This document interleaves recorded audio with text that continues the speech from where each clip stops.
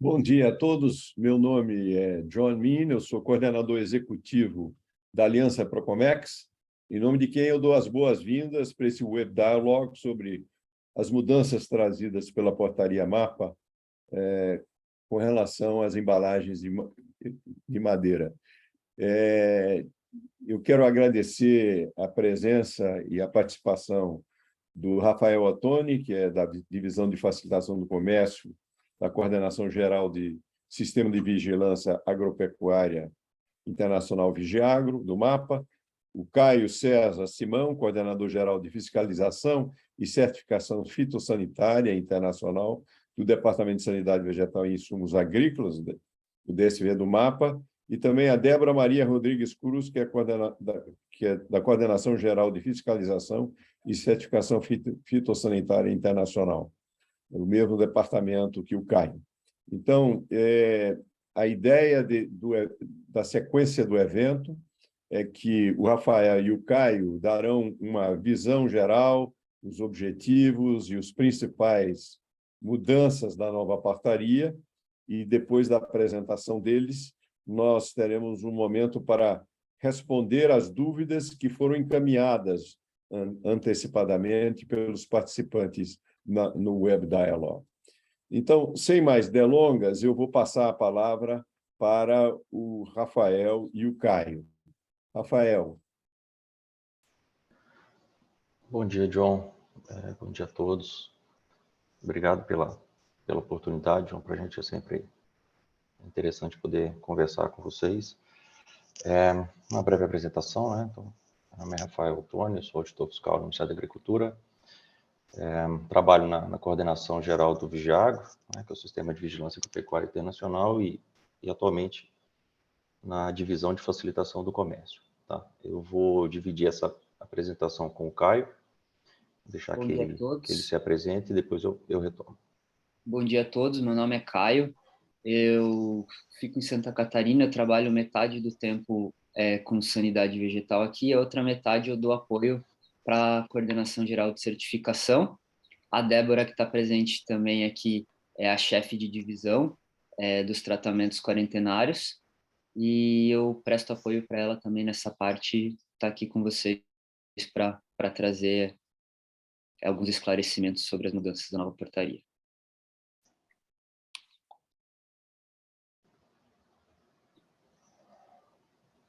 Podemos começar, John? Mais alguma consideração? Por favor, Rafael, pode dar andamento à sua apresentação. Tá? Bom, tá ótimo, obrigado. Bom, John, o objetivo é a gente tentar... Um dos objetivos que a gente vem tentando traçar, até como no âmbito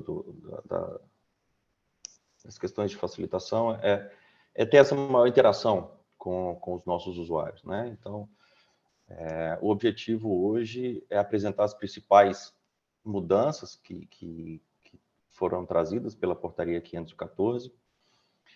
Apesar de não terem sido muitas mudanças, elas são interessantes, né? Assim, são bem específicas e vêm trazer, tentar resolver alguns anseios que a gente recebia. Então, a base da Instrução Normativa 32 de 2015, que era vigente até então, ela foi mantida. Tá? Então, para não ficar muito extenso, a gente vai focar nas principais mudanças, que eu imagino que os usuários estão mais ansiosos para ouvir. Tá?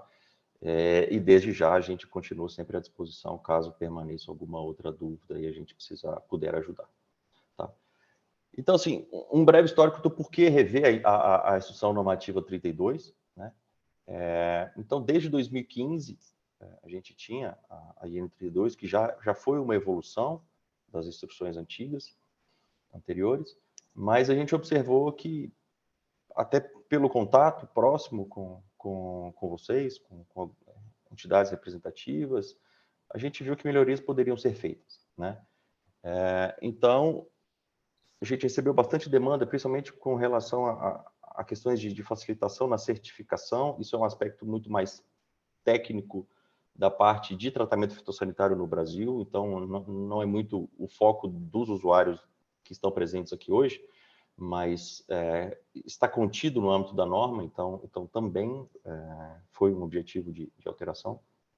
Novas modalidades de tratamento fitossanitário discutidas e acordadas em âmbito internacional. Então, essa portaria, ela traz todas as modalidades de tratamento aprovadas pela Convenção Internacional de Proteção dos Vegetais. Então, um dos objetivos dela foi deixar a norma mais moderna e internalizar as diretrizes atuais. E um aspecto que aí sim interfere diretamente nas nossas operações é a questão, a gente tinha dificuldade na devolução, né? Os usuários tinham dificuldade na devolução e a gente entendia isso e a gente se propôs a sentar para discutir. O grande problema nosso era como conciliar, né, a facilitação com a garantia da segurança fitossanitária. Então, por isso, bastante tempo discutindo, foi importante os avanços também no âmbito da Convenção de Proteção dos Vegetais, então nos deu garantias, seguranças para a gente avançar.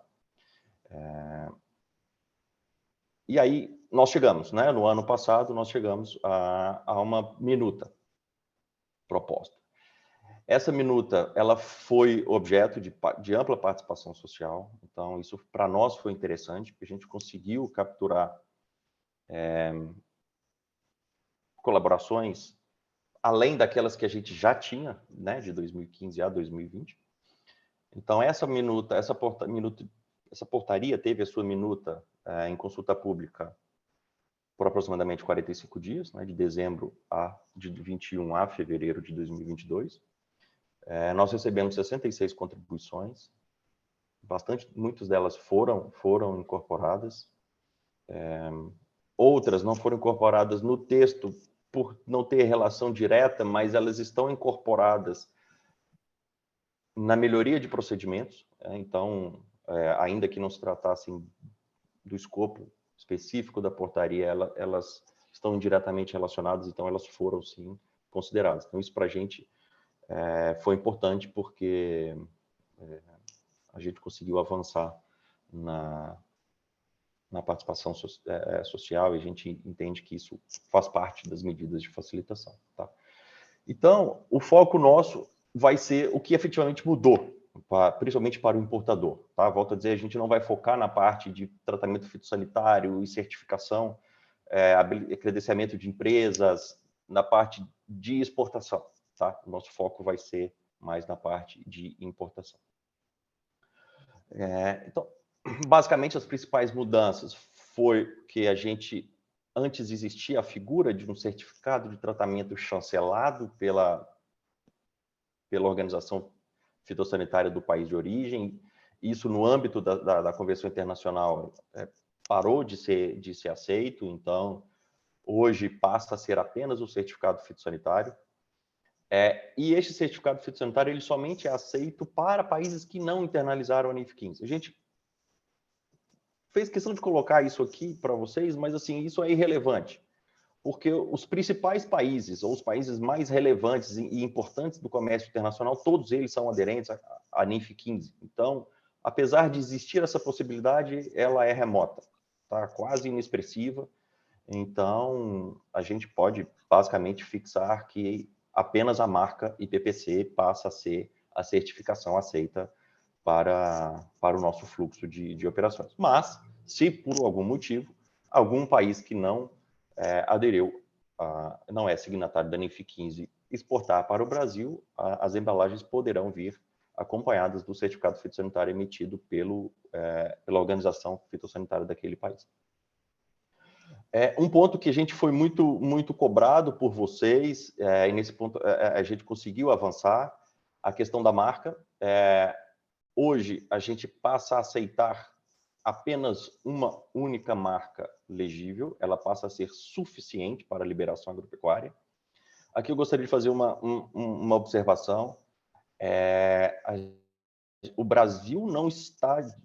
No sentido que eu gostaria que vocês entendessem que o Brasil não está dizendo para os outros países que uma marca apenas uma marca deve ser aplicada. Tá? Por quê?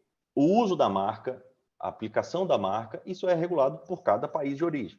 Tá? Então, se determinado país de origem continua exigindo as duas marcas em lados opostos, como recomenda a NINF, o Brasil não está dizendo que não deve assim proceder. O que nós estamos dizendo é, para nós, no momento da inspeção, ao identificar uma marca completa, legível, íntegra, ela será suficiente para a liberação. Ou seja, a fiscalização não vai procurar uma segunda marca. Tá? Mas é recomendável, né, que continue utilizando mais de uma marca para ter agilidade na liberação. Tá? Então, se a embalagem possuir apenas uma marca e essa marca estiver em um lado que está na lateral do container ou no armazém, o que for, será necessário movimentar essa carga para identificar a marca. Tá? Então, o recomendável, o ideal é que tenham mais marcas e as marcas continuem sendo colocadas dos lados opostos, nas faces opostas das embalagens, para facilitar a identificação. Mas, volto a dizer, deixo claro que para a fiscalização agropecuária, a identificação de uma marca completa, legível, é suficiente para a liberação agropecuária. Isso foi um avanço que a gente teve em relação à IN 32. Outro avanço foi nova opção de medida fitossanitária, né? Especificamente a destruição. Aqui só fazendo uma colocação, a gente está referenciando os artigos da portaria para ficar mais fácil o acompanhamento. Tá? Então, a gente tenta, sempre que possível, colocar o artigo em que essa alteração está contida para facilitar. Então, nova medida fitossanitária foi autorizada, né, que é, neste caso, a destruição. Um avanço também que a gente imagina que vai ser, a gente espera que seja muito importante para a agilidade do comércio, é a questão da liberação da mercadoria em todas as situações de não conformidade. Isso antigamente, até então, no âmbito da 32, as embalagens associadas à praga ou indício de praga, a mercadoria também retornava. Agora, isso deixa de ser obrigatório, desde que observadas as medidas fitossanitárias que serão descritas. E, por fim, a devolução, em regra, ela passa a ser uma faculdade do importador. Né? Quando ele não conseguir dissociar, quando ele não quiser dissociar, e a gente vai ver mais para frente quando não for possível realizar o tratamento fitossanitário mitigador. Tá? Mas o que antes era obrigatório passa a ser facultativo. A gente vai falar um pouco agora a respeito das questões muito específicas de fitossanidade, então eu vou compartilhar com o Caio agora, porque fica mais aderente à parte dele, e depois eu volto com a parte mais operacional. Caio. Bom dia, pessoal. O que faz a gente estar hoje em 266 pessoas aqui falando sobre carimbo na madeira e todo mundo preocupado? Tudo que a gente sabe que essa é a preocupação que essa questão traz para a gente.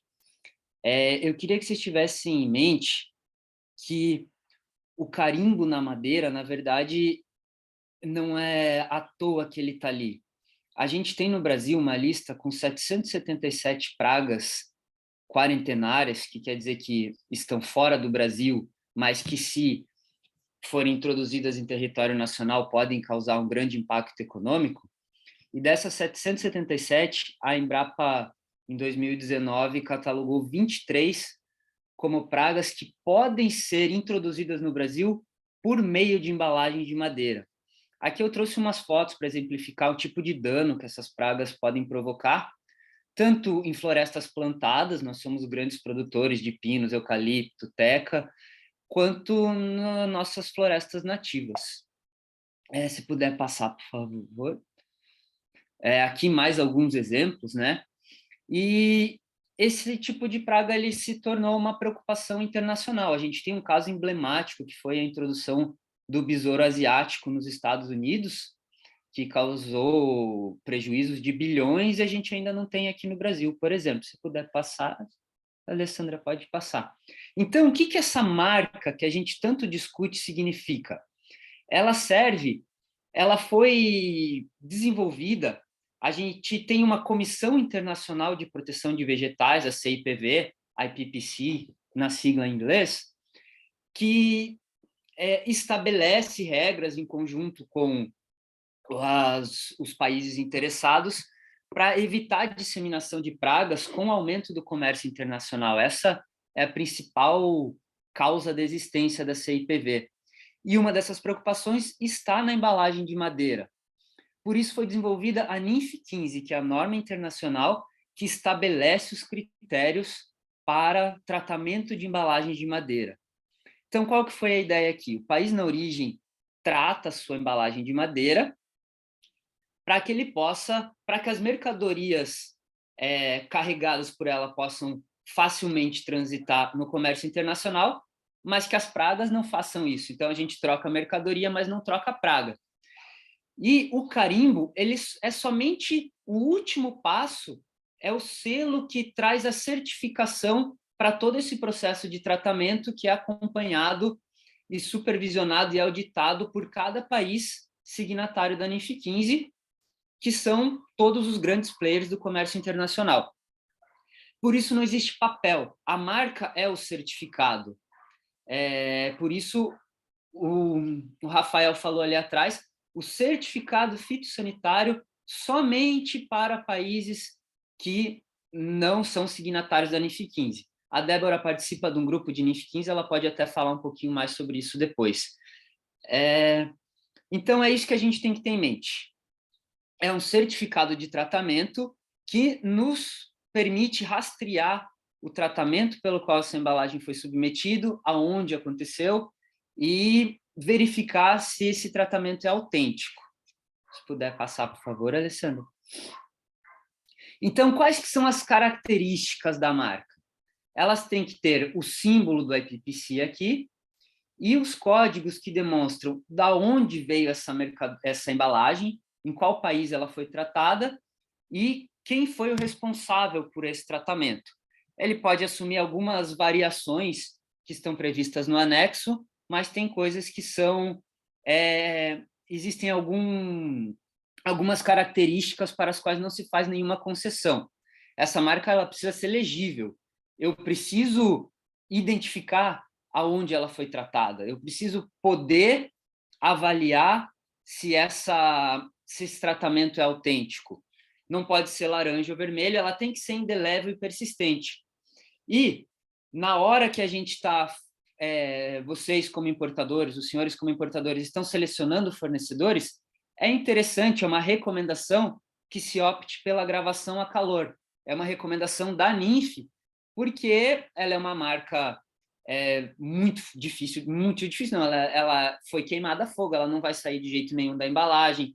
Essa embalagem ela pode carregar a marca até o final da sua vida útil. A marca não serve só para um trânsito, então por isso ela tem que ser indelével, persistente e legível. E daqui a gente vai para os famosos toquinhos de madeira. Não sei quantos aqui já tiveram problema com isso, já reclamaram disso, mas eu na fiscalização já escutei muito. Poxa, mas é um toquinho de madeira sem carimbo, eu vou ter que devolver isso? A comunidade científica, ela entende, e assim definiu, que uma madeira com espessura maior que 5 milímetros é passível de disseminar praga. Então, não adianta a gente cuidar de toda a embalagem que envolve a nossa mercadoria, os pallets que estão embaixo, se a gente esquecer da madeirinha de peação, do toquinho de madeira que foi pregado ali, porque ele é passível de disseminar praga. E por isso ele tem que ter essa marca completa e legível, que a gente tem que saber que ele foi tratado. Senão, ele é um potencial veículo de praga. A gente não pode nunca negligenciar o tal toquinho de madeira. Se puder passar. Aqui já eu jogo para o Rafael, que é mais da área dele. Beleza, Caio. Valeu. Com relação às não conformidades, isso não, apesar de a gente estar trazendo aqui, não houve um avanço, uma alteração, uma evolução. O que a gente tentou fazer na norma foi apenas tornar mais claro. Tá? Então, antes, por exemplo, a gente agrupava a questão de marca com certificado, a gente optou por segregar. Então, o artigo 33, ele apenas traz mais em mais incisos, as mesmas não conformidades anteriores. Então, basicamente, as não conformidades a gente pode dividir em 2 grupos, né, que é a presença de praga quarentenária viva, a presença de praga viva que apresente potencial quarentenário para o Brasil, e os sinais de infestação ativa de praga. Ou seja, então a gente pode pensar num grupo que é presença ou indício de praga. Tá?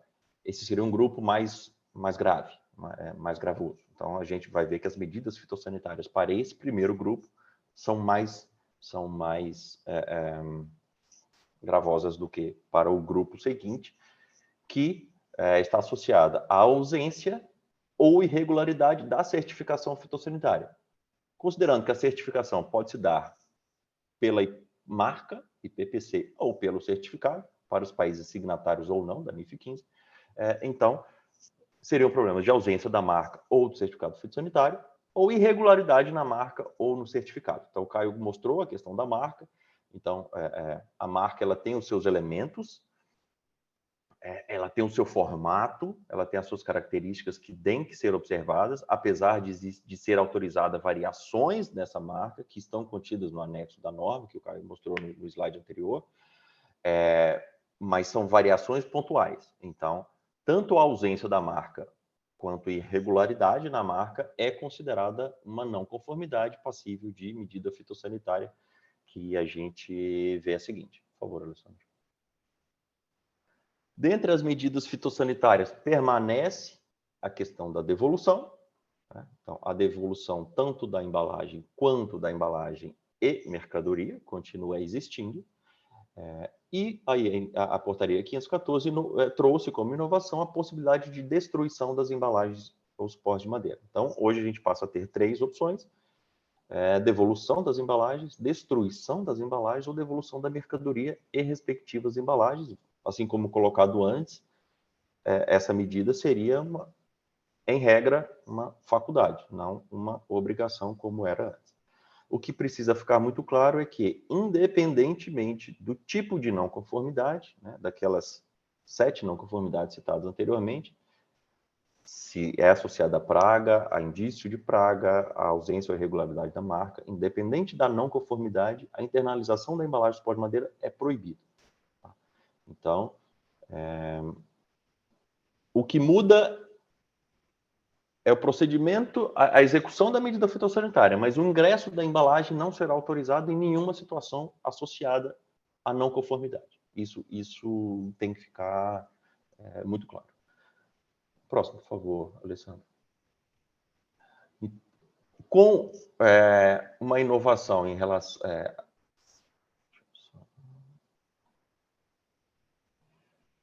acho que passou um slide, Alessandro. Vê, por favor. Isso, obrigado. Tá correto, Rafael? É esse mesmo? Tá certo, agora. Isso, obrigado. Então, constatada a não conformidade, as medidas fitossanitárias serão prescritas, né? E, a partir de agora, a partir da vigência da portaria 514, a mercadoria poderá ser entregue ao importador e internalizada, né? Desde que o importador comprove o cumprimento das medidas fitossanitárias, né? Quais sejam? Ele comprove a devolução da embalagem do suporte de madeira, através do conhecimento, comprove o embarque, né? A entrega da mercadoria para o transportador com destino ao exterior. Ele comprove a destruição da embalagem do suporte de madeira, que é através de um laudo de destruição emitido pela empresa credenciada junto ao Ministério da Agricultura, ou continua existindo o procedimento adotado, vigente no contexto da IN 32, que é a intimação por parte da Receita, que comprove a adoção dos procedimentos para a destruição. Tá? Isso continua, porque é previsão legal, então a gente não teria por que impedir o uso desse procedimento. Tá? E a comprovação é por meio do termo de intimação. Tá? Então, assim, basicamente não muda o procedimento atual. Continua a mesma coisa. Ou ele comprova a intimação ou ele comprova a devolução. O que muda é que ele pode comprovar a destruição, já que a destruição passa a ser uma medida fitossanitária prevista. Tá? Pode passar, Alessandra, por favor. Então, em relação à dissociação e entrega da 32 frente à 514 é que, a partir da 514, a mercadoria, como já disse, pode ser internalizada, inclusive nas situações em que for constatada a presença ou indício de praga. Isso era proibido na vigência da 32, a mercadoria tinha que ser devolvida junto da embalagem. Hoje passa a ser permitida a dissociação e a entrega da mercadoria. Porém, por estarmos falando de presença ou indício de praga quarentenária, ou seja, pragas que não existem no Brasil e que, se ingressarem no Brasil, têm dano econômico relevante, essa dissociação, prévia à dissociação, terá que ser a embalagem terá que ser submetida a um tratamento fitossanitário. Só que esse tratamento fitossanitário, ele não é um tratamento fitossanitário para fins de certificação internacional. Ele é um tratamento fitossanitário a fim de mitigar o risco de introdução e disseminação de praga. Tá? Então, eu sei que isso provavelmente pode ser algum motivo de questionamento de vocês. O tratamento fitossanitário não substitui a destruição ou devolução. As medidas fitossanitárias continuam sendo apenas devolução e destruição.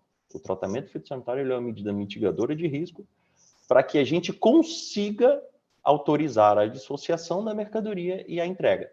Porque antes voltava tudo pelo alto risco associado àquela praga. Com a realização do tratamento fitossanitário, o risco fica mitigado, mesmo porque o tratamento estará associado a outras medidas constantes na portaria. Então, a gente consegue dissociar essa mercadoria e entregar.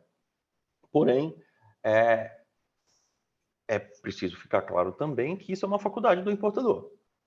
Caso ele não queira, assim como eu já coloquei, caso ele não queira dissociar, caso ele não queira destruir, ele pode devolver a mercadoria juntamente com a embalagem, ou nos casos em que a mercadoria for incompatível com o tratamento fitossanitário, a mercadoria volta. Né? Por quê? Neste caso, como o tratamento não vai ser realizado, o risco fitossanitário não será mitigado e, portanto, não pode ser autorizado. Não tem condições fitossanitárias para que a dissociação ocorra. Tá bom? Por favor, Alessandro. Aqui, agora, a gente já começa, né, Caio? Tá, beleza. Okay. Agora eu acho que a parte pela qual a maioria dos senhores está aqui, que é como funciona essa destruição, como a gente faz para destruir. E a resposta é mais simples do que vocês imaginam. A destruição ela é feita por uma empresa credenciada junto ao MAPA. Então, a gente não tem definido a forma da destruição. A empresa, um privado que queira se credenciar junto ao MAPA para realizar a destruição, ele tem que submeter um protocolo para o credenciamento. É algo geralmente rápido, a gente está acostumado a credenciar empresas em outras modalidades, estando os documentos, os fluxos propostos todos adequados aí em torno de um mês, mas a gente precisa de uma empresa que tenha o interesse em destruir e que nos mostre que ela consegue destruir embalagens de madeira dentro dos critérios especificados, que são a embalagem destruída, o resíduo, ele tem que ter, no máximo, meio centímetro de espessura. Esse resíduo tem que ser gerenciado, ele precisa ser incinerado, destinado à industrialização. E essa destruição precisa ser feita dentro do recinto alfandegado. O recinto não é objeto de credenciamento. O recinto ele já é autorizado pelo Vigiagro e dentro dessas autorizações, dentro do checklist para as autorizações, já está a capacidade em realizar tratamento fitossanitário quarentenário, que é algo que já acontece hoje. Então, para o recinto, não existe nenhuma inovação nessa norma. Quem já é habilitado vai continuar recebendo. Claro, vai ter que fazer alguma tratativa com esse prestador de serviço, para que esse prestador possa utilizar o espaço, tomada de energia, gerenciamento, mas ele não faz parte do credenciamento. O credenciamento é da empresa prestadora de serviço de tratamento fitossanitário com fins quarentenários, e a gente já tem diversas no Brasil para outras modalidades de tratamento. Hoje a gente tem algo em torno de 800, quase 900 empresas, mas empresa interessada em destruir, até agora a gente só recebeu uma que já foi devidamente credenciada no estado de São Paulo, que não está atrelada ao aeroporto de Viracopos, ela pode operar em qualquer recinto alfandegado dentro do estado de São Paulo, e a gente faz esse credenciamento sempre na UF para a UF. Ela que vai emitir o laudo de destruição que o Rafael falou. Então, diferente do BL original, que é algo mais difícil, mais demorado, o BL não, desculpe, conhecimento de carga, o laudo de destruição é algo que a empresa foi contratada, efetuou o serviço, ela vai emitir na hora. A geração de resíduos ou resíduos gerados é responsabilidade da empresa, já não é mais responsabilidade do contratante. Se puder passar para frente, por favor, Alessandra. E como que eu encontro essas empresas? Na verdade, quando elas aparecerem, o mercado é muito sábio, né? Isso aí vocês vão começar a ter mais conhecimentos, os despachantes vão conhecer. Mas se você quiser encontrar, se você quiser saber se essa empresa que está te vendendo um serviço, ela está credenciada para realizar a destruição, você vai procurar lá no Google. Tratamento Quarentenário Mapa. Eu acho que eu vou dar até um tempinho se alguém quiser anotar, mas vai ser disponibilizada, né? Você vai procurar Tratamento Quarentenário Mapa. A primeira página que vai aparecer é essa aqui, Tratamento Fitossanitário e Quarentenário. Clica ali. Pode passar, Alessandro. Clicou ali, você vai ser direcionado para essa página aqui. No final, tem o acesso para consulta de empresas. Pode passar para a próxima. No acesso aqui, se você já souber o número da empresa, você vai pôr o número do credenciamento. Se não tiver, você vai fazer a consulta pela sua unidade da federação. Consultando, pode passar, você tem aqui a lista das empresas. E você clicando em cada empresa, pode passar também, está ali o certificado da empresa e as modalidades para as quais ela está habilitada. Essa aqui é a empresa que a gente tem habilitada, credenciada também para destruição. Espero que tenha ficado claro, a gente pode entrar mais depois nas perguntas. O Rafael vai explicar esse fluxo da fiscalização, então, para ficar mais claro. Caio, só para complementar, quando a gente disponibilizar esse material para vocês no site, a gente deixa também lá o link, né, que foi esse passo a passo que o Caio descreveu, que é para ficar ali bem visível para vocês exatamente qual é a localização dentro do site, né, do Ministério da Agricultura, para reconhecer essas empresas. A gente disponibiliza isso depois no site lá do Procomex, tá? Obrigado, Alessandro. Obrigado, Alessandro. Assim, basicamente, o que a gente tinha para apresentar era isso. Assim, as inovações, volto a dizer, elas foram muito pontuais. O grosso da norma, ela permanece constante, mas as alterações foram relevantes, apesar de poucas, foram relevantes. Tá? Então, basicamente era isso. E aí a gente gostaria apenas, como forma de resumir e operacionalmente como isso se reflete na prática, né? Então, assim, a parte de seleção de embalagem para fins de inspeção continua igual, as prestações de informações continuam igual. Então, operacionalmente, a atuação de vocês junto às unidades do Vigiágua continua igual. Não, a portaria 514 ela não trouxe mudanças na relação, na forma de exercer a fiscalização. Tá? Então, tudo continua assim como já ocorre na rotina diária de vocês. Tá? Então, basicamente, sendo aquela embalagem de madeira selecionada para a inspeção, a fiscalização vai observar, logicamente, a presença da marca e se há presença ou indício de praga. Né? Vai observar se há alguma não conformidade associada àquela embalagem. Não tendo, que a gente sabe que a grande maioria, essa mercadoria será liberada. Tá? Esse é o fluxo que a gente espera que cada dia mais ocorra.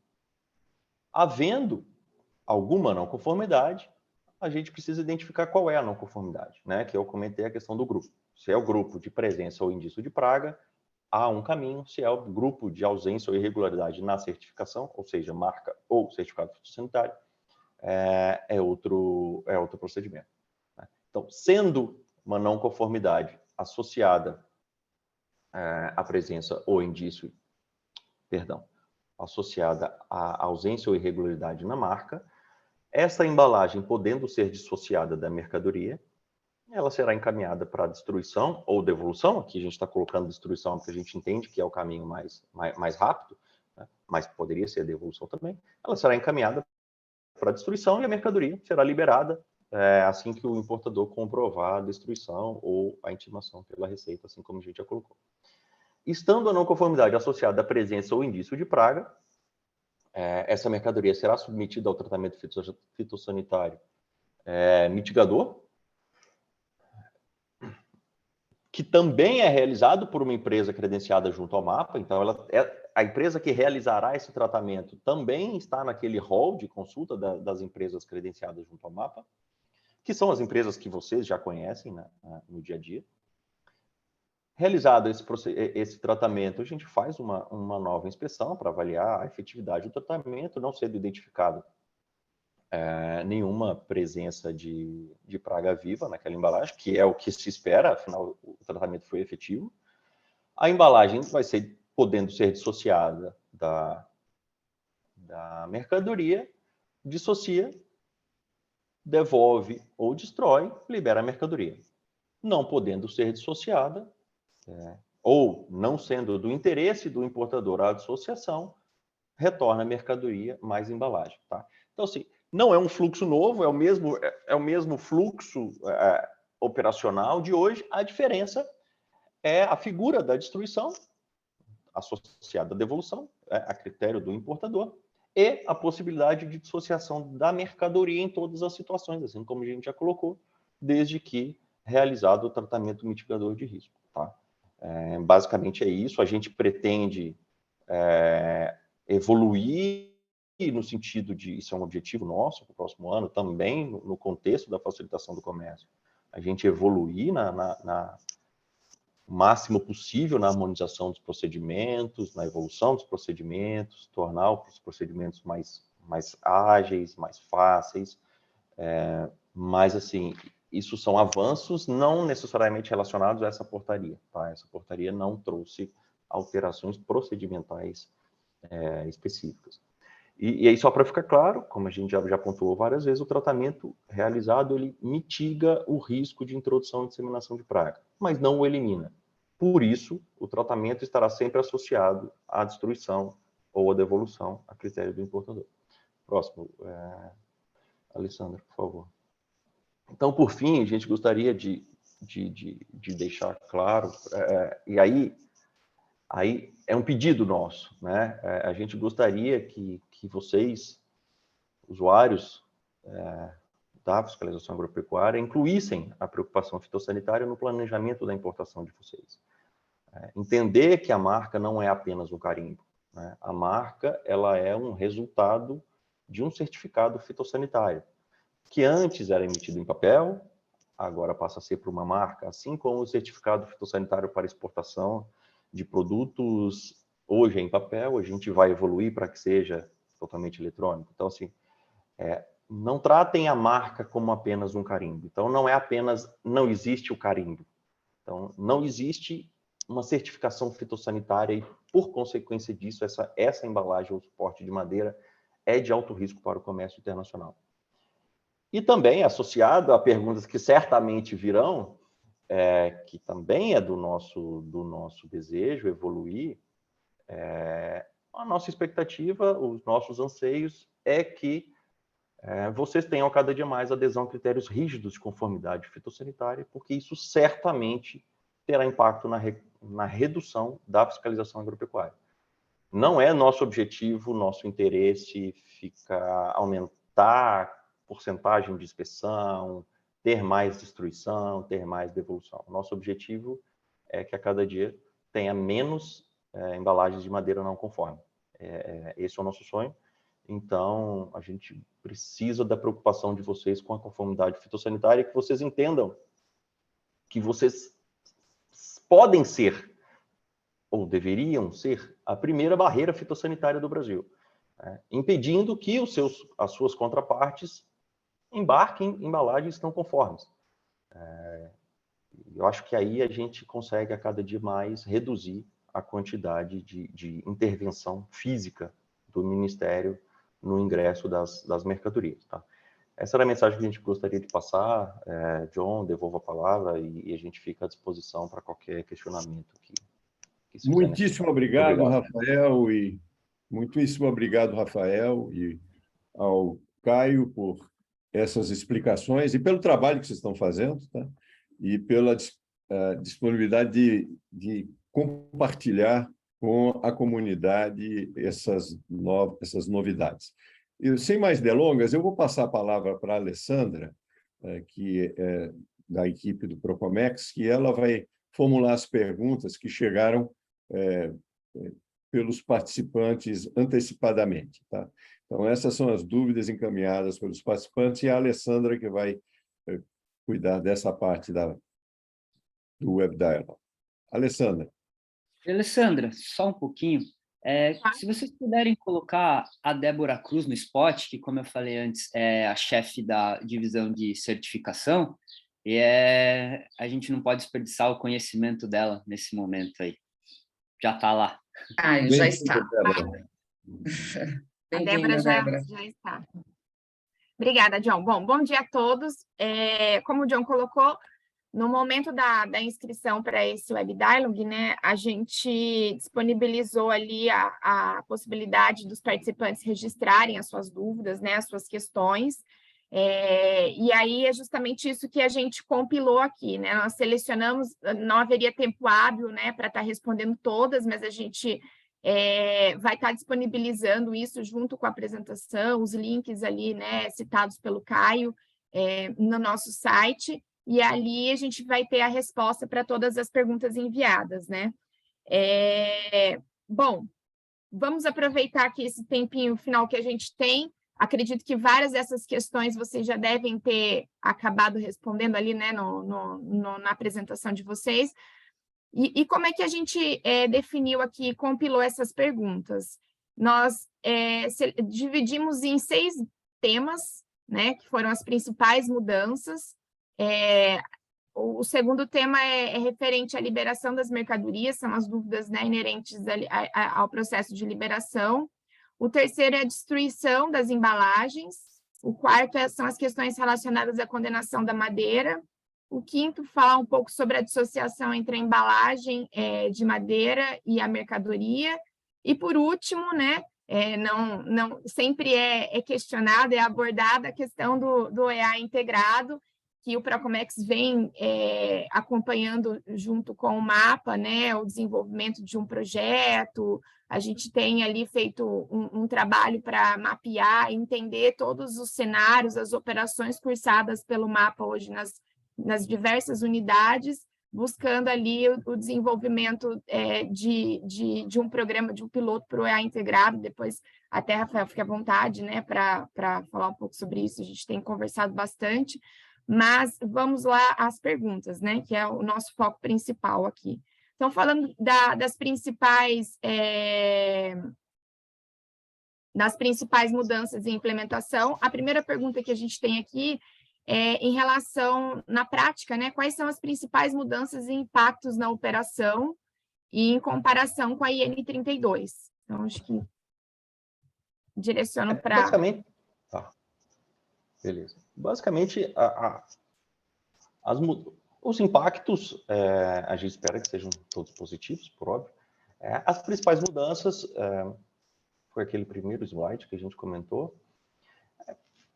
A mais relevante, a gente entende que é a autorização da destruição, que esse era um dos anseios, os maiores anseios, né? Então, é a questão a previsão da possibilidade da destruição. A gente entende que a questão da permissão de uma única marca, vou até me corrigir para que eu não caia no entendimento que eu mesmo coloquei no início. A permissão de uma única marca como suficiente para a liberação agropecuária. né? Então, a gente entende que isso também é um avanço que pode facilitar na agilidade da liberação. E, sem dúvida, a possibilidade de internalização da mercadoria em qualquer situação, inclusive associada à presença ou indício de praga, desde que observadas as medidas fitossanitárias. A segunda seria sobre o procedimento padrão, né? A dúvida é se haverá esse procedimento padrão em todas as unidades, ou cada uma vai ter uma forma própria de estar procedendo ali e atendendo os requisitos da norma. Tá. O tratamento fitossanitário, a destruição, tudo isso, ele é padrão, né? Tem que seguir o que está disposto na norma, então a norma é de âmbito nacional, então se aplica a todas as unidades.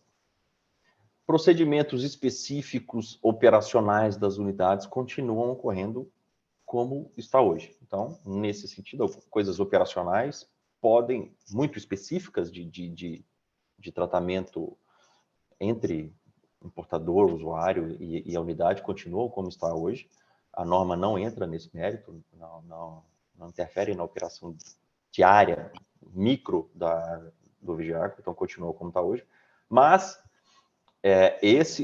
até pegando a última pergunta, mas já trazendo para cá, a gente entende que isso faz parte do contexto de programas de conformidade, inclusive o OEA, e esse é um dos objetivos nossos, a gente continuar a busca para a harmonização de procedimentos. Obviamente, a gente não consegue dizer, né, tratar que uma importação por um marítimo, um terrestre, são 100% iguais, algumas diferenças ocorrerão, mas o nosso objetivo é que os procedimentos, todos eles, sejam cada dia mais padronizados. A próxima pergunta, acho que até o Caio respondeu, né? Mas só trazendo ela aqui para vocês, quais seriam os impactos das mudanças para os recintos? Se faz necessário alguma mudança na habilitação já concedida para os recintos? Não tem mudança na habilitação. A portaria 514 não altera a IN 39 de 2007, que dispõe sobre a habilitação. Então, não teve nenhuma inovação às obrigações que já eram impostas ao recinto. As obrigações aqui são todas impostas à empresa credenciada junto ao MAPA. Agora, por óbvio, igual o Caio comentou, algum procedimento entre a credenciada e o recinto pode ocorrer, mas são relações comerciais entre eles e que não tem nenhuma intervenção, obrigação ou ingerência do MAPA. Então, a gente entende que o impacto específico para os recintos não há e não há necessidade de nenhuma alteração nas habilitações já concedidas. E isso aí casa com uma pergunta aqui do Márcio Henrique sobre a possibilidade de DTA, no caso, algum recinto. A instrução normativa que institui a DTA, ela diz que os órgãos anuentes têm que concordar, têm que permitir, e havendo risco fitossanitário não é o caso, né? Então, assim, compete entre privados, vocês como clientes cobrarem dos terminais, escolherem terminais que aceitem, porque, como o Rafael falou, é uma questão do terminal aceitar ou não, não é uma questão do mapa permitir, para que isso possa ser operacionalizado. Mas melhor ainda é, na hora de selecionar o fornecedor, garantir que a embalagem tenha conformidade fitossanitária, e a liberação é muito rápida. Obrigada, Caio. Obrigada, Rafael. A quarta pergunta é em relação às novas disposições da portaria MAPA 514, se elas já estão implementadas. Já. Essa portaria já está em vigor desde 11 de novembro. Ela foi publicada no dia 9, teve uma republicação no dia 11, por isso eu até coloquei um asterisco lá na abertura, e elas já estão vigentes desde a publicação da portaria. Bom, indo aqui, né, para o segundo... Só corrigindo, houve uma republicação no dia 11, mas foi um erro de publicação, tá? Essa republicação não alterou nenhum mérito da norma, então é só para, caso alguém veja que alguma citação de republicação, foi apenas um erro no momento de publicação no Diário Oficial. Em relação ao tema da liberação das mercadorias, a gente tem aqui a quinta pergunta, que é como ficam as liberações de carga pelo MAPA a partir da portaria MAPA número 514 de 22. A liberação, ela vai... Houve o avanço na possibilidade de liberação em todas as situações, né? Como a gente colocou, e a liberação ela fica condicionada ao cumprimento da medida, né? Então, se comprovada a devolução, comprovada a destruição. Então, havendo a comprovação do cumprimento da medida, a mercadoria será liberada em todas as situações. E aqui nessa, tem duas perguntas no chat que acho que podem casar com essa pergunta. Alguém perguntou, desculpa, não vou lembrar o nome agora, se o laudo só é emitido depois da incineração dos resíduos. Não, isso é obrigação da credenciada, que nós, no Ministério da Agricultura, também fiscalizamos. A obrigação do importador é contratar e destruir. Destruiu, o laudo de destruição é emitido. A gestão do resíduo é outro problema. E alguém perguntou se tem que dissociar e destruir ao mesmo tempo.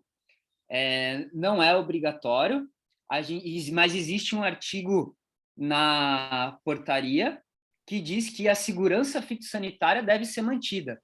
Então, de novo, o mapa ele também está num movimento de dificultar o menos possível a vida do usuário. Então, assim, a gente não vai determinar como isso deve ser feito. Se houver um local no recinto que possa receber essa embalagem sem o risco de disseminação de escape fitossanitário, pode ser dissociado e armazenado ali. Não existe. Então, até destruir, vai ter que ficar no container. A gente quer a padronização, mas tem coisa também que o caso a caso, cada local é uma realidade, é facilitado dessa maneira. Mas, assim, se não está na norma, não é obrigado a fazer. Eu gostaria de complementar a sua resposta. Por favor, chefe. Nessa questão da destruição, a ANIF 15 ela é muito clara quando... primeiro, bom dia a todos. Desculpa. Primeiro, com relação à destruição, a ANIF 15 ela é muito clara. Ela fala das possibilidades de destino da madeira. Então, no caso de destruição, você tem duas possibilidades, né? Depois que você faz essa destruição dentro do ponto de ingresso. Encaminhar esse resíduo para incineração ou encaminhar esse resíduo para processamento. E isso nós colocamos na norma. Então, a gestão do resíduo, como diz o Caio, é uma questão posterior ao laudo de destruição. E essa questão da gestão do resíduo, quando a empresa que quer se credenciar para fazer essa destruição, ela já vai ter que nos informar como ela vai gerenciar esse resíduo, e isso vai ser analisado no pleito dela de credenciamento. Então, essa não é uma questão que diz respeito a vocês. Para vocês, vocês têm que se garantir até obter o laudo de destruição. A gestão do resíduo após a destruição, quando esse resíduo vai poder sair da área sob controle aduaneiro, aí é uma questão que essa empresa que se credenciou conosco vai ter que cumprir o que ela nos colocou lá no pleito dela de credenciamento, se vai ser destinada para incineração, onde, quando, como, e se vai ser destinada a processamento, onde, como, quando. Para vocês, a responsabilidade de vocês acaba quando vocês recebem o laudo de destruição. Ok, maravilha. Obrigada, Débora. Obrigada, Caio. Bom, então aqui a gente seguindo para a sexta pergunta, que é relacionada à carga, a mercadoria será liberada para transporte apenas após a devida destruição ou troca do pallet? Me permite, eu vou consolidar a resposta das 6 e das 7, Alessandra, que eu acho que elas são relacionadas. Tá? Então, assim, volto a dizer, a liberação da mercadoria ela está condicionada ao cumprimento da medida fitossanitária. Tá? A destruição é uma das medidas fitossanitárias. Então,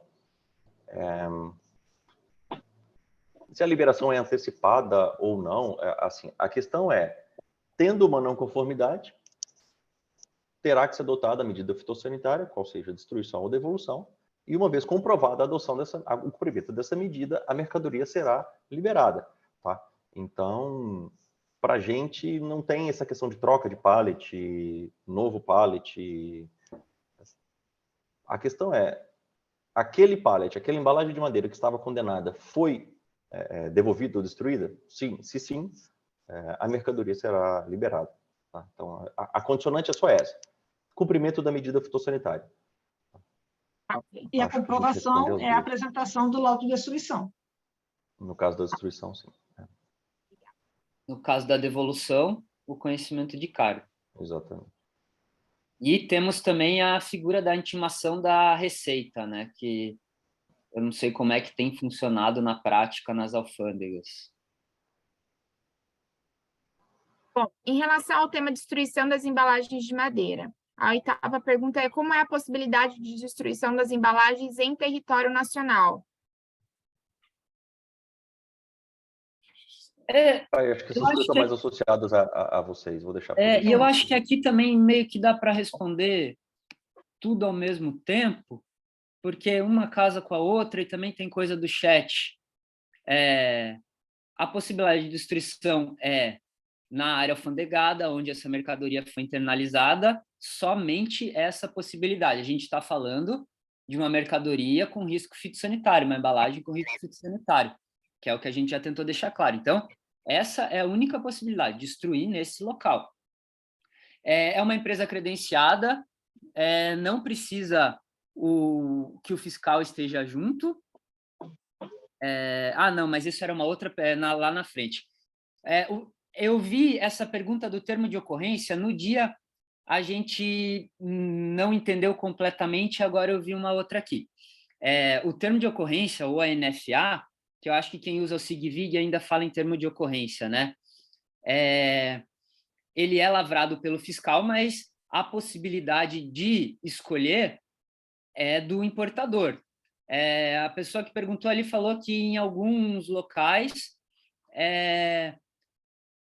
o termo de ocorrência tem saído somente como a determinação para devolver, e não aparece a possibilidade de destruir. Então, isso aí eu acho que o Rafael pode falar mais, mas a IN já está em vigor, e se houver possibilidade de dissociação de destruição, essa é uma escolha do importador. Somente dentro do local alfandegado. E aí, quando ele fala em MTR, é uma coisa que a Débora frisou bastante nas conversas com a gente na hora de fazer essa portaria e a portaria que credencia o pessoal. MTR é coisa do Ministério do Meio Ambiente. A gente não fiscaliza nada relativo a outros órgãos reguladores. A gente quer saber se foi incinerado, se foi destruído e incinerado. Quem vai estar fiscalizando a emissão de MTR é o MMA. Acho que a Débora deve ter coisa para complementar aí. Sim, deixando claro que, no caso de destruição, o que nos interessa é que nos entreguem, tá? Para o mapa o laudo de destruição. Foi o que eu falei antes. O que vai ser feito com aquele resíduo após a destruição, que ocorreu lá dentro da área sob controle aduaneiro, isso é uma coisa que a empresa credenciada estruturou, apresentou para o mapa, e o mapa aprovou, e ela vai cumprir.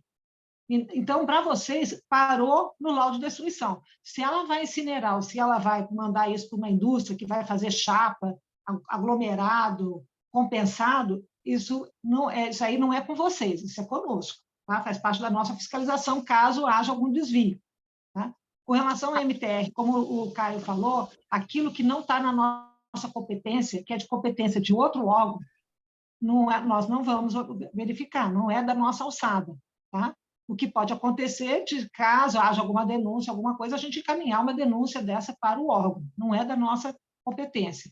E, de novo, só lembrando que, quando a gente estruturou, pensou como resolver essa questão da destruição, o ponto de partida para nós foi: essa embalagem não pode sair com risco. Então, se a embalagem não sai, o equipamento que vai destruir entra. E o grande mote disso aí foi que nós não temos incineradores mais em áreas primárias, ainda também não temos perspectivas a médio e longo prazo, de ter novamente essas estruturas, né? Pelo custo, pela relação custo-benefício, pela logística. Então, o que nós pensamos? Nós temos que reduzir essa dificuldade que existe hoje, nós temos que reduzir ela ao máximo, de forma que haja uma possibilidade dessa madeira ser realmente incinerada, dela sair da área primária, dela sair da área sob o controle aduaneiro, e dela ser, nessa saída, ela não representar risco. Então, ao invés dela sair para ser destruída, nós fizemos com que o equipamento entre. Então, esse equipamento pode ser um equipamento móvel ou pode ser um equipamento fixo.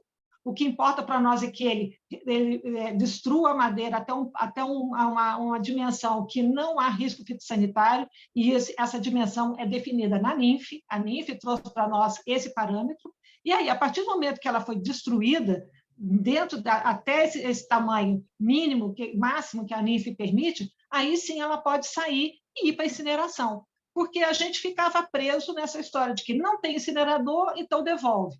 Só que, a partir do momento que nós vislumbramos essa possibilidade de que um equipamento pode entrar e destruir ela até um tamanho máximo permitido pela NINF, para aí, então, ela sair para a incineração, isso, para nós, abriu um horizonte que foi possível graças à nossa participação no grupo da NINF 15, né, o outro grupo da NINF 15 que tem na Convenção Internacional de Proteção de Vegetais.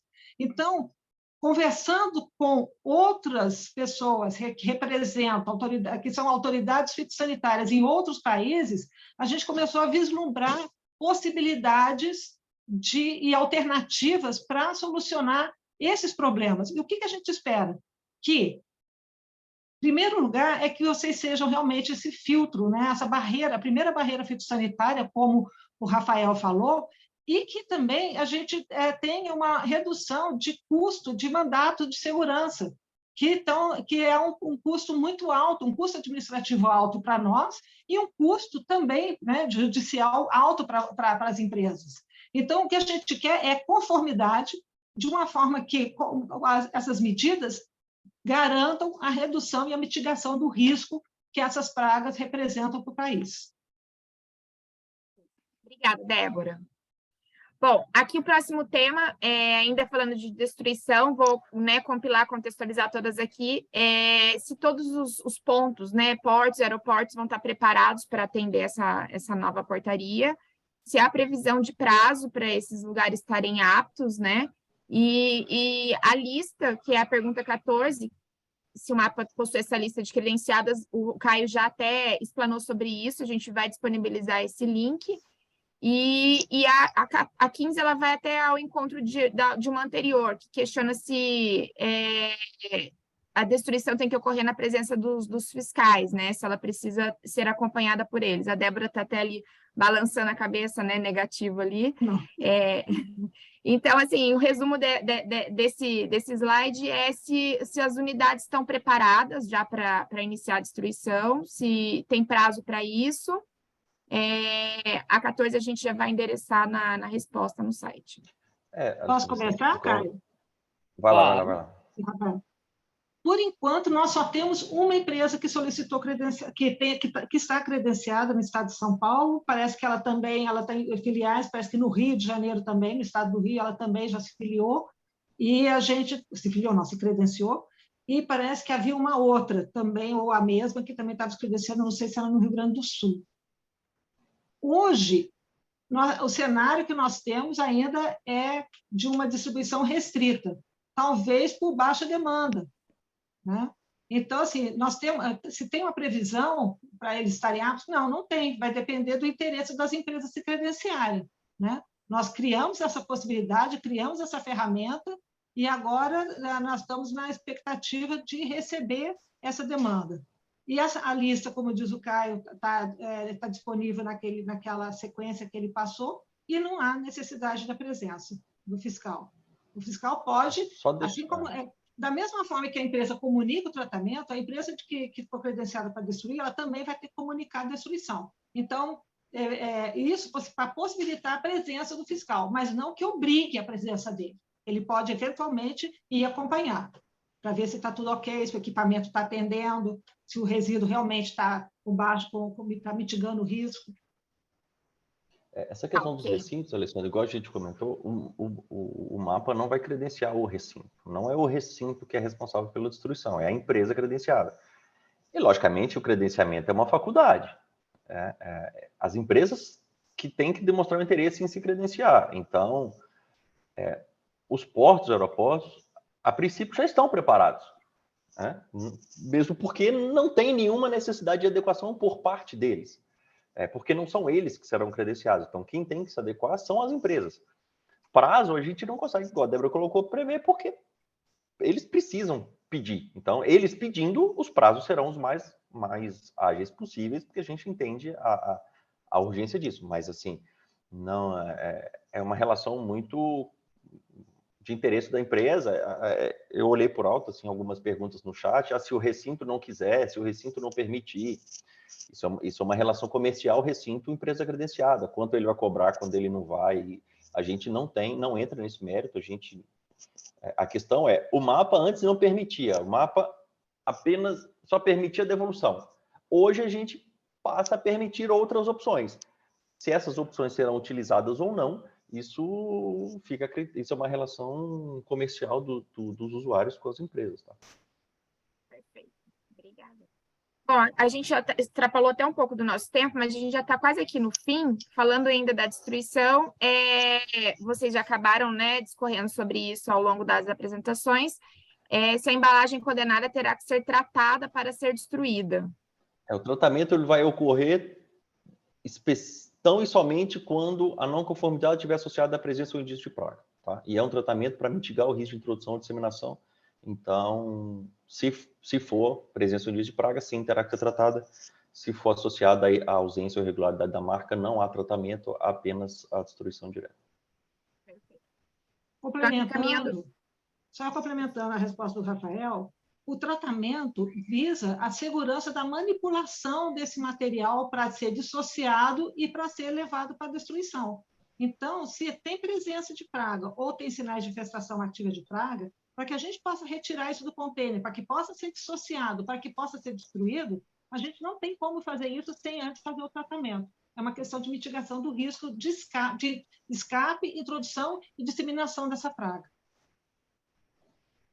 Então, aqui quase chegando no fim, falando um pouco da condenação, vocês já até demonstraram, o Rafael demonstrou o fluxo, né? Então, aqui está bem como será o procedimento operacional no caso de madeira condenada, pergunta 17. As possibilidades sobre a embalagem condenada, vocês já discorreram também sobre ela. Então, focando aqui na 19 e na 20, como será o modelo de fumigação a ser feito nos terminais? Haverá a liberação do brometo de metila?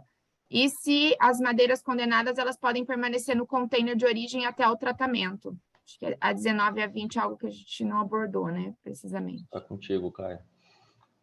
Eu acho que se a Débora quiser... Olha, primeira coisa com relação ao brometo de metila. O brometo de metila é uma substância complicada, né, porque ela é destruidora da camada de ozônio, e ela é uma substância controlada pelo Protocolo de Montreal, do qual o Brasil é signatário. Então, quando a gente coloca essas restrições ao brometo, não são restrições que o mapa põe, são restrições que o Brasil concordou com elas no âmbito internacional e pelos quais ele responde. Então, o que acontece? No caso de embalagem de madeira, o uso do brometo de metila ainda é autorizado porque, por falta de... tem países que não têm estrutura nenhuma, a não ser a fumigação, né? Ele não tem tratamento térmico, ele não tem outras opções, então, por isso a CIPV mantém o tratamento de brometo de metila. E ele é um biocida, ele mata tudo, então ele representa uma ferramenta de alta segurança para mitigação de risco. Então, o modelo de fumigação, ele sim, no caso de embalagem de madeira, o tratamento mais indicado é, sim, o brometo de metila, né? Principalmente quando você tem uma praga que voa, né? Você tem uma praga que está no estágio adulto, não dá para correr o risco de abrir um container, né? Então, assim, como será o modelo de fumigação a ser feito nos terminais? Haverá liberação do brometo de metila na importação? Bem, não existe essa pergunta, ela não se aplica, porque ele é exatamente autorizado para isso. Existe uma instrução normativa conjunta dos 3 órgãos, MAPA, Anvisa e IBAMA, desde 2015, e a previsão de uso dele é somente em operações de exportação, para atender requisitos fitossanitários do país importador, entre eles atender a NIF 15, né? Ou no caso de uma prescrição pelo MAPA, ou no caso de importação, para mitigar risco de disseminação e de introdução de uma praga e sua disseminação pelo país. As madeiras condenadas poderão permanecer no container de origem até o tratamento? Elas deverão. Né? Se elas tiverem sido condenadas por presença de praga ou sinais de praga, elas deverão permanecer no container. Né? Como eu já falei, não tem como tirar, porque nós temos um problema de risco. Novas possibilidades sobre embalagem condenada, nesse caso, as possibilidades essa aí que é só existem... destruição, né?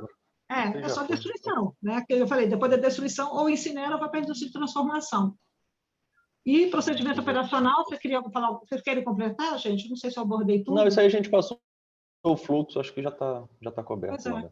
Eu acho que tem uma resposta que eu queria dar aqui do chat, que é a minha missão na Terra enquanto auditor da CGFCI. Tem uma pergunta aqui da Débora Campos que eu acho que está na cabeça da maioria dos importadores. Se não tiver carimbo, mas não houver indícios de praga, ainda assim é necessário destruir? Gente, ausência de evidência não é evidência de ausência. Se eu não vi praga, não quer dizer que não tem praga. Quer dizer que eu não vi. Então, não tem carimbo, eu posso dizer que não foi tratada e, portanto, é risco. Eu não posso dizer, não tem praga. Não sei, eu não vi. Mas pode ter um ovo, pode estar alojada, é uma carga inteira, eu não sei o que tem lá para dentro. Então, assim, porque parece que, não, mas não tem carimbo, mas também não tem praga, então não tem problema. É o que a gente tem tentado falar. Não é só o carimbo. O carimbo mostra que foi certificado, que foi tratado. Então, não tem carimbo, não foi tratado. Não tem praga? Não sei. Eu não vi, então eu não vou determinar a imediato tratamento, porque eu não vi. Mas, agora, se eu vi praga e tem praga, eu vou mandar tratar e destruir. Se eu não vi praga e não tem carimbo, vai só destruir ou devolver, depende do que o importador quiser. É aquilo que a gente colocou, né, Caio? São 2 grupos principais de não conformidade. Presença ou indício de praga, não se discute, aí a Débora ou seja, de novo, nesse caso, só destrói. Ainda que exista a marca, mas tenha presença de praga, é uma não conformidade. Esse é o grupo mais grave. O outro grupo é a ausência ou irregularidade na certificação. E essa certificação é a marca ou o certificado fitossanitário para os países não signatários. Então, a marca IPPC é a base, tem que ter. Se não tem, já é não conformidade. Se tem e ainda assim existe a presença ou indício da praga, também é não conformidade. Então, sim, a marca é base. A gente parte do princípio de identificar a presença da marca e que essa marca esteja conforme. Não tendo, já é uma não conformidade. Tá? Então, não é somente a questão da praga. Eu queria Aí complementar... o Bernardo até comentou aqui, né? Carimbo torto também condena. É isso que a gente tenta trazer para vocês, a importância da marca. A gente precisa identificar que essa marca é verdadeira.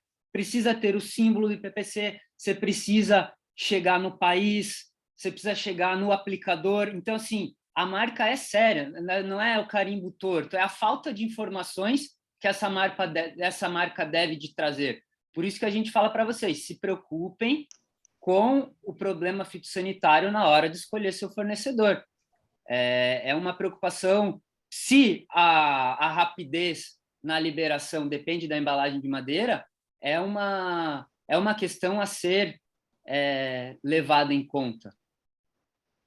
Só complementando, que como a questão não é, entre aspas, só o carimbo, essas mesmas dúvidas foram trazidas para o grupo de trabalho da CIPV. Colegas, né, autoridades fitossanitárias de vários países também falam assim, mas a marca, eu poderia aceitar uma ausência de marca? E houve um consenso tá? Uma unanimidade na resposta, quando um dos países questionou isso, que ausência de marca é o primeiro indício de que você está com uma fraude. Então, parte-se do princípio que a ausência da marca já é um alto indício, um indício forte de que aquilo não passou pelas autoridades fitossanitárias, aquilo tem um alto risco fitossanitário e aquilo é um indício de fraude. Então, isso é um consenso na comunidade internacional, entre as autoridades fitossanitárias. Então, não é só o carimbo. Ele é o primeiro passo para a gente ficar alerta que tem alguma coisa errada aqui. Obrigada, Débora. Obrigada, Caio, Rafael. Considerando o tema, né, dissociação entre embalagem de madeira e mercadoria, a pergunta é em relação ao solicitar a dissociação da carga, será obrigatório fazer a troca de embalagem? Assim, troca de embalagem é uma decisão do importador, se a mercadoria vai prosseguir sem embalagem ou com uma nova embalagem. A embalagem não conforme não ingressa. A embalagem não conforme ou será devolvida ou destruída. O prosseguimento da mercadoria após a sua dissociação, a gente não entra. Pode prosseguir sem embalagem, sem suporte, ou pode prosseguir por uma embalagem ou suporte nacional. A gente não entra nesse mérito. É critério, né, do importador. Ok. Bom, chegamos aqui à última pergunta, entre aquelas Posso que falar foram... só uma coisinha? Eu vi agora no chat, só voltando, uma pessoa no chat falou assim, então, talvez, enquanto tem poucas empresas, talvez seja vantajoso fazer devolução via aérea. Particularmente, essa semana, nós tivemos acesso a um processo que nós fomos questionados, né, judicialmente, e a empresa optou, ela desistiu da ação judicial, e ela optou pela devolução via aérea. O que nós achamos muito interessante, que às vezes muitas empresas alegam que olha, eu não tenho container, eu não tenho linha, eu não sei quando eu vou ter outra, quando vai passar outro navio, e nesse caso ele optou pela devolução no modal aéreo, né? Então, assim, não é necessário que seja feita a devolução ao mesmo país, né? Tanto que a norma fala em devolução ao exterior, não fala a origem, e também não há nenhuma obrigação que seja feita no mesmo modal. Então, nesse caso, foi muito interessante que a empresa ela consolidou uma carga de 0,5 tonelada de embalagens condenadas e devolveu via aérea. Eu achei bastante interessante, porque eu nunca tinha visto isso, né? Então, realmente é uma possibilidade. Isso, então, permite, Débora, que possa ser feito, retirada a madeira condenada de uma unidade, de uma área, feito o trânsito dela até outro para ela sair do país, como você falou, não tem...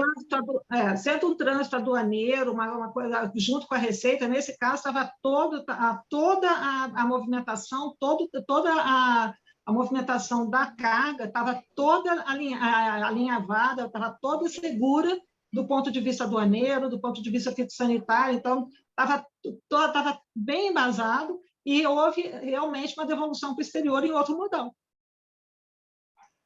Lembrando que precisa ter autorização do órgão anuente. Sim. Então, aqui a pergunta relacionada ao OEA integrado é quando haverá o OEA integrado com o mapa?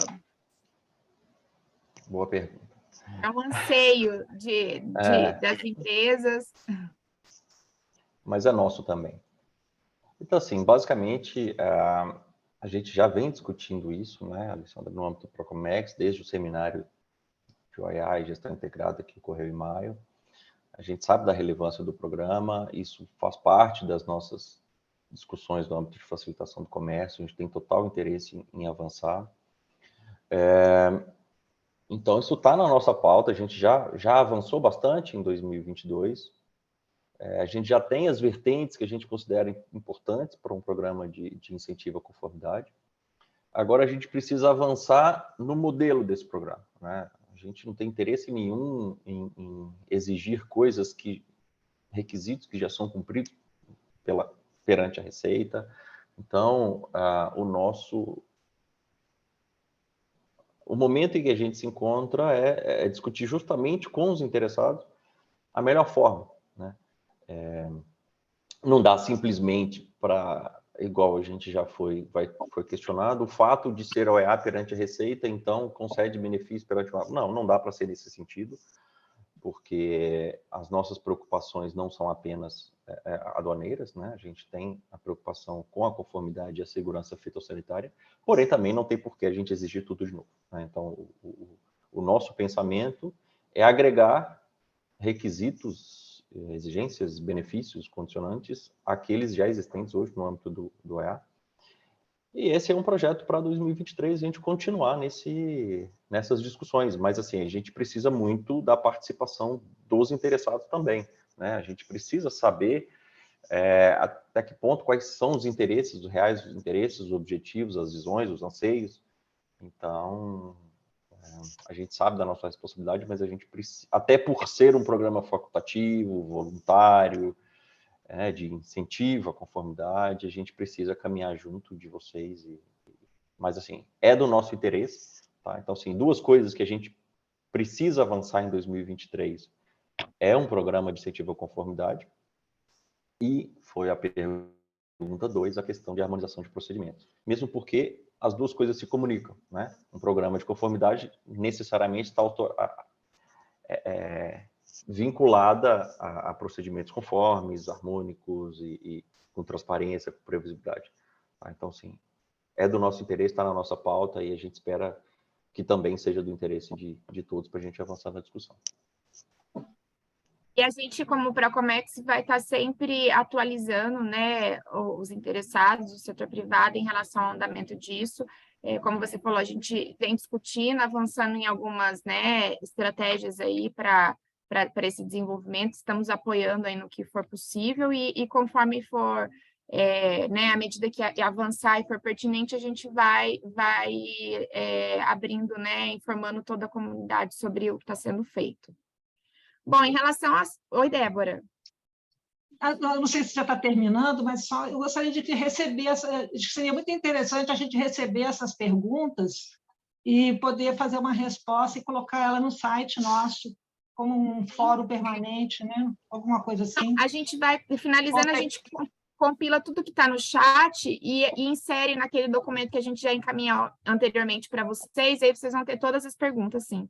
Ok, obrigada. Obrigado, Alessandra. A palavra para o John. Tá, obrigado. O Rafael, sem colocá-lo em uma posição difícil, quem sabe em maio, no evento OEA de 2023, né, de maio, já avisando para todo mundo que vai ter um em maio, provavelmente na última semana de maio, estamos apenas buscando o local para poder ter o evento. O mapa já não anuncia a realização do integrado, tá? É um desejo, tá? Não é uma cobrança. Tá? Se depender de mim e do DSV, pode ter certeza que sim. Agora, tá bom, ótimo. Vamos ver como é que veio o ano que vem, né? Mas, tá, assim, é nosso desejo, tá? É nosso desejo, a gente vai fazer de tudo para que isso aconteça. Mas eu quero agradecer, Rafael, a você, ao Caio e à Débora, por se disponibilizar para comunicar, para compartilhar com a comunidade os avanços nessa área do controle de pragas e tenho certeza que a comunidade se sensibiliza e certamente também os ajudará, sendo, como você pediu, o primeiro recurso, em termos de buscar evitar que as nossas florestas se contaminem. Eu sou testemunha, eu vi o que aconteceu no Nordeste dos Estados Unidos, com a praga do besouro, chamado besouro chinês, né? E o que destruiu de florestas. E espero que isso nunca aconteça no nosso país. E entendemos que o controle para evitar isso é absolutamente necessário.